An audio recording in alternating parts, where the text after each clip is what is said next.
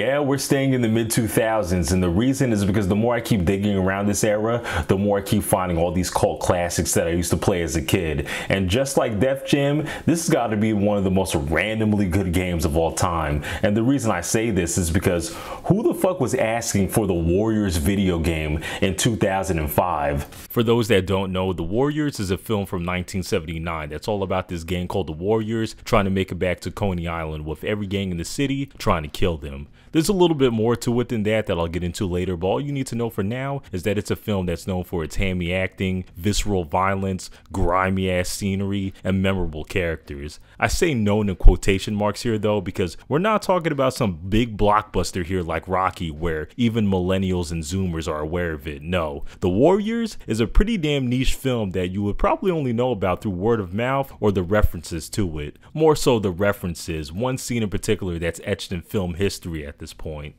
Warriors, come out to play.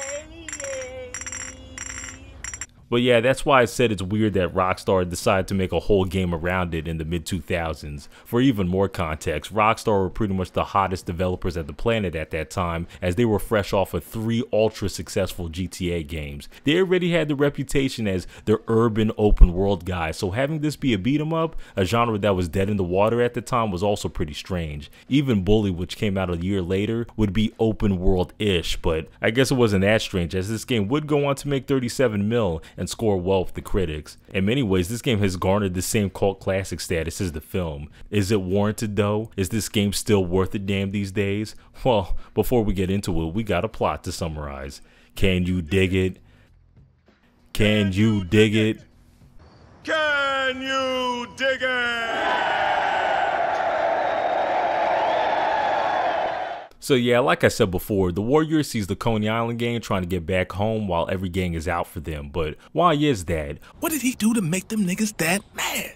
Well, it's less about what they did versus what people think they did. So before this, every gang in New York was invited up to the Bronx by a guy called Cyrus, who proposed for a citywide truce for all the gangs. In the middle of his speech, he's shot by a dude named Luther, who's the leader of the Rogues. Luckily for him though, no one saw that shit except for one of the Warrior members. In the middle of the police raiding this shit, Luther blames the Warriors for the death of Cyrus, and Cyrus's gang, the Riffs, pretty much buy into it wholesale. They put a hit out on the Warriors, and for the rest of the night, the Warriors led by Swan battle through various turfs to get back to Coney Island.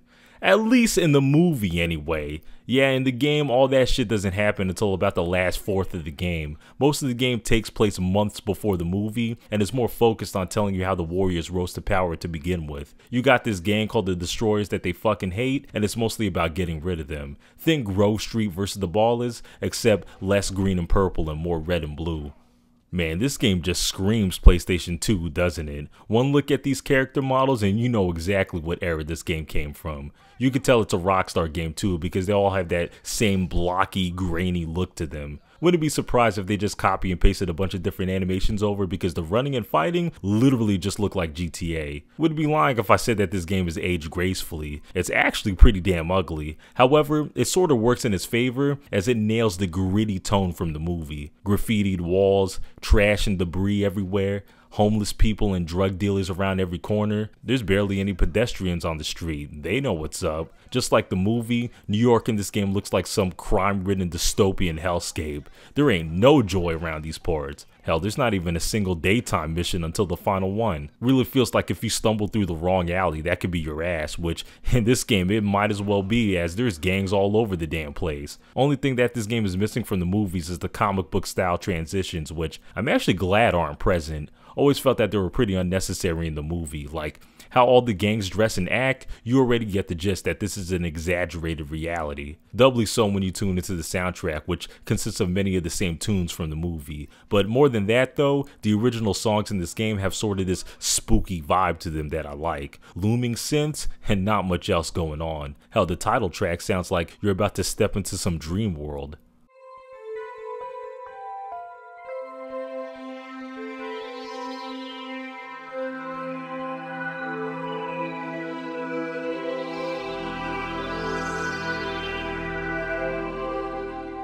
And one track, when you're spotted by an enemy, sounds like it would be a chase theme from a horror game. Well, here we are. So what do we do with just standing around? I bring you down, man. More than you ever done before. All this is to emphasize that I'm in danger. the soundtrack for the movie isn't the only thing that they brought over though. They managed to get most of the actors from the original to voice over the characters in this game, and man, they have not lost a beat. Everyone in the crew feels like their movie counterparts to a T. Of course, a lot of it is the OG actors bringing the same energy, but also the writing still captures that campy edginess of the movies. Remember, warriors, they're the ones who took out our brothers. They're the ones who stole our fucking colors, and they're the motherfuckers who trying to kill our ass. Now is the time to show them who owns these streets. Everyone does sound a bit older and grizzled, but that's to be expected with a 25-year gap. Damn, they even got the radio DJ lady. The performance artists known as the hi-hats are regrouping after the loss of their leader, Chatterbox. One thing I always liked about Rockstar games, and this game included, is that the NPCs are always having conversations with each other. Walk over their way and you can hear them chat about whatever the fuck. Sounds like a small thing, but it really goes a long way to make the world feel like it's moving even when they're not around.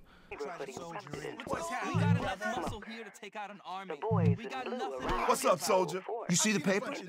They're talking about the riot. A cop got wasted. Speaking of which, despite this game not being open world, it really doesn't hurt it that much. And the reason is because so many of these levels are vast enough with wide open streets and numerous back alleys that wrap into each other. And that's not even getting into the verticality of some of these levels where you can hop across some rooftops. All this didn't stop my younger self from initially being disappointed that this game wasn't another GTA, but going back to it now, it's pretty impressive what they did with the smaller space, especially with the missions. Guess it's about time to talk about how this game even plays, huh? So yeah, The Warriors is mostly a beat 'em up where you beat the crap out of enemy gang members, and if I were to describe it, it's like they looked at the hand-to-hand combat from San Andreas and were like, yo, let's make a whole game out of that. Initially, that sounds like it would be kinda ass, right? Combat in that game on its own was pretty bare bones, but Rockstar's not dumb. Obviously, there's a lot added here to make it feel legit. Combos, grabbing, special attacks, and brutal looking animations that feel punchy. On top of that, you have your whole squad with you on the streets, and you could give them minor commands such as watching your back, wrecking everything in sight, or other crews on sight. Take him apart! I'm going after your muscle! The AI of your teammates are surprisingly pretty good. Not only are they responsive to your commands, but these motherfuckers can actually hold their own. This isn't one of those games where you literally have to do everything. Hell nah, there were multiple fights where I was taking care of one guy, and when I look back, their whole crew is already washed by my crew. Really makes you feel like you run these streets, but more than that, these massive gang brawls make the combat way more dynamic than they would initially be. You see, the mechanics of this game aren't very deep. There's only like 5 combos, and there's a counterattack that you can honestly go the whole game ignoring. What makes the fighting in this game so good is how utterly chaotic and brutal it is. There's so many large brawls in this game where you're just getting hit, grabbed, and tossed from all directions. This is one of those games where you could get wombo comboed pretty quickly, but you can also do the same back to enemies. Team attacks where one dude holds a guy up and then it doesn't take much to knock people down either, and just like real life, a lot of fights end up being these messy floor skirmishes. Oh yeah, did I also mention that there's friendly fire? Yeah, to add to the chaos, while you're throwing out roundhouse kicks or haymakers, you can accidentally knock out one of your guys if they're in the way. Sounds like that would be pretty frustrating, but it's honestly more hilarious than anything. Also, this human missile attack that just knocks down everyone. Factor in all the different weapons that could be picked up and used, and yeah, the combat in this game is pretty damn fun. 12 hours in, and it never got old, and the reason is because you don't know what the hell can happen. Bodies and items being tossed about, it's frantic as hell, but in a good way. Each warrior has some fighting moves unique to them too, which also keeps things fresh when you're forced to switch. Yeah, the fighting in this game had to be done right, as it's the clear backbone of this game and what most of the missions end up leading back to. Although there is a lot more going on here than just fisticuffs. If anything, this game is about the warriors just being public nuisances, as the missions in this game revolve around all your typical gang shit, such as tagging walls, mugging, stealing car radios, and breaking into stores. These help shake up the gameplay a bit, but even more than that, the mission variety is actually pretty wide. They all revolve around fighting and stealing, but there's always some extra variable that makes it a bit more interesting. Like there's this one mission where you gotta fight a bunch of destroyers, but for this one, you gotta prevent them from trashing a bunch of stores throughout the neighborhood. Or this mission where you need to graffiti the whole Warriors logo, but you have to do it before the other gangs, and there's only a limited amount of spray cans around. Or that weird King of the Hill mission where you and your partner have to stay on top of this junk hill longer than everyone else. Point is that this game is good at shaking things up from mission to mission, which is another reason why I was hooked on this game from front to back. My favorite missions in this game were usually the rail yard ones where you have these tasks throughout a more wide open space. And the reason missions like these were dope is because that's when this game starts to feel less like a beat 'em up and more like a survival game. There seems to be an endless amount of enemy gangs of police that are slowly but surely whittling down your crew with each fight. You don't know where the hell the dope man is to get your fix, and the labyrinth-like structure of some of these levels makes finding the exit a hassle. Tensions are high, but that's what makes it exhilarating. Gotta actually utilize the stealth sometimes, which is not as exhilarating, but I don't really mind it being here. It's the usual hide in darkness and enemies become blind shit that you see in like a million different games, but it gives you another option on how to get past certain sections. Also gives you a way to escape from the cops, who are no joke in this game. You quickly find out that it's better to avoid the cops than it is to fight them, as they're noticeably tankier, they'll always call over an endless amount of backup, and they can arrest you, which can lead to a game over. They're an actual threat, which makes you second guess doing any crime and goes back to that feeling of survival that I was talking about. I also like that they're pretty neutral as well. They don't just go after you, but other gangs too if they're doing some foul shit. The craziest brawls in this game were usually when you had to avoid getting arrested by the cops while also trying to whoop the asses of the ops. Wish I could sing the same praises about the bosses, but all of them are pretty lame. They're either big punching bags that spam the same moves over and over again, or you have to chuck bottles at them, which is equally unsatisfying. They really tried with some of these fights, like with Virgil hiding in the shadows, but it's just not enough, man. A game like this honestly didn't even need bosses to begin with. And you know, since we're getting into some of the negatives, the way this game controls definitely could have been better. Movement in this game is mad slippery in that your character just flies off into whatever direction you're going. Maybe I'm just too used to modern games and their obsession with realistic weighty movement, but damn, this game definitely feels awkward. The lock-on system is also pretty ass in that it's just plain inconsistent. Sometimes you try to fight one guy, but then another guy comes next to him and now your character is abruptly targeting him. It's not too game breaking though, as with this game you're going to be throwing out roundhouse kicks all over the damn place anyway. Each warrior supposedly specializes in certain crimes, but it's not really something that I ever noticed. Apparently Ajax is the muscle of the group and hits the hardest, but I was knocking heads with whoever I was playing as and it always felt the same. Same with the other aspects of crime, like no matter who I was playing, this lock picking was always a pain in the ass. Alright, so all of you want the smoke, bring it pussies. A few moments later. Okay, I might have bit off more than I can chew here. 12 seconds later. There's too many! Snow, we gotta go. We gotta go now. Oh, fuck, they can't hear me. I think I lost.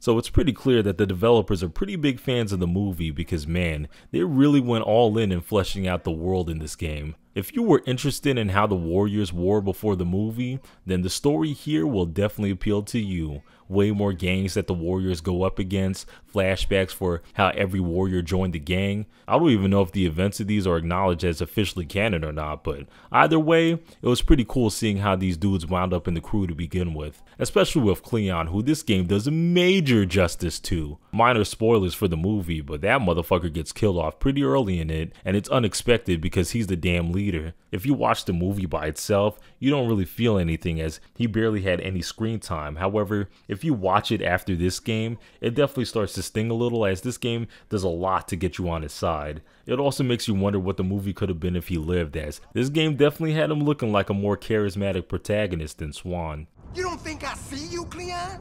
You don't think I know you trying to make moves behind my back? Trying to muscle me out of the way? You paranoid fuck!